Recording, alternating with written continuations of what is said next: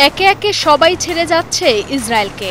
মিত্র দেশ যুক্তরাষ্ট্র থেকে শুরু করে ইউরোপের অনেক দেশের সঙ্গেই দূরত্ব বেড়েছে ইসরায়েলের। এবার নতুন করে যোগ হয়েছে মিশর। এরই মধ্যে ইসরায়েলের বিরুদ্ধে লড়াইয়ের ঘোষণা দিয়েছে দেশটি। এর ফলে এখন যেন কেউ নেই ইসরায়েলের পাশে।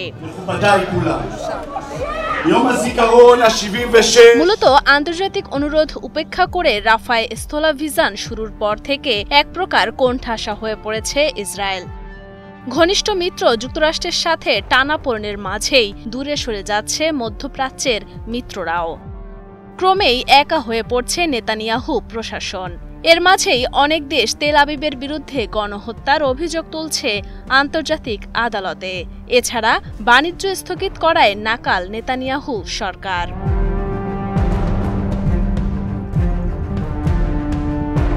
সাত মাসেরও বেশি সময় ধরে গাজা উপত্যকায় আগ্রাসন চালাচ্ছে ইসরায়েল। ভয়াবহ এই আগ্রাসনে এরই মধ্যে প্রাণ হারিয়েছে প্রায় ৩৫,০০০-এর বেশি নিরীহ ফিলিস্তিনি। তবে এতেও যেন ক্ষান্ত হননি নেতানিয়াহু প্রশাসন। রাফাসহ বিভিন্ন শরণার্থী শিবির লক্ষ্য করে স্থল অভিযানের পাশাপাশি বিমান হামলা চালাচ্ছে ইসরায়েলি সেনারা। তবে রাফায় ইসরায়েলের এ বাড়াবাড়িকে ভালো চোখে দেখছে না তেল আবিবের প্রতিবেশী দেশগুলো। দেশটির ঘনিষ্ঠ মিত্র যুক্তরাষ্ট্রের সঙ্গে দূরত্বের পর এবার আঞ্চলিকভাবেও একা হয়ে পড়েছে ইসরায়েল। এমন অবস্থায় ইসরায়েলের বিরুদ্ধে কঠোর অবস্থান নিয়েছে ইসরায়েলকে স্বীকৃতি দেয়া প্রথম আরব দেশ মিশর। আন্তর্জাতিক বিচার আদালতে দক্ষিণ আফ্রিকার করা গণহত্যার মামলায় সমর্থন ও লড়াইয়ের ঘোষণা দিয়েছে দেশটি। এক বিবৃতিতে এমনটাই জানিয়েছে দেশটির পররাষ্ট্র মন্ত্রণালয়।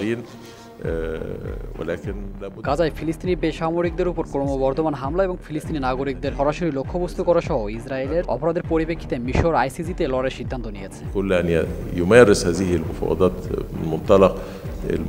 এর আগে ইসরায়েলের বিরুদ্ধে অবস্থান নেয় তুরস্ক। নিষিদ্ধ করা হয় দুদেশের মধ্যে সব ধরনের লেনদেন ও বাণিজ্য। যুদ্ধবিরতি চুক্তিতে রাজি না হওয়ায় নেতানিয়াহু প্রশাসনের কঠোর সমালোচনাও করেন তুর্কি president Recep Tayyip Erdogan. American ইউনিভার্সিটিতে যুদ্ধবিরতির জন্য জটিল একটি পদক্ষেপ নিয়েছিল হামাস। তবে নেতানিয়াহু সরকারের প্রতিক্রিয়া ছিল রাফায় নিরীহ জনগণের উপর হামলা। এমন আচরণের পরেও তারা কোনো পদক্ষেপ নেয়নি। ইউরোপ বা আমেরিকা কেউই কোনো উল্লেখযোগ্য প্রতিক্রিয়া দেখায়নি, যা যুদ্ধবিরতির জন্য ইসরায়েলের উপর চাপ শিদ্দতে। এদিকে ইউরোপ আমেরিকার সাথে দূরত্বের মধ্যেই সম্পর্কে ফাটলের আভাস মিলেছে মধ্যপ্রাচ্যের আরেক প্রভাবশালী ঘনিষ্ঠ মিত্র সংযুক্ত আরব আমিরাতের সাথেও। গত ১১ মে সামাজিক যোগাযোগ মাধ্যমে নেতানিয়াহুর কঠোর সমালোচনা করেন দেশটির পররাষ্ট্রমন্ত্রী শেখ আবদুল্লাহ বিন জায়েদ আল নাহিয়ান।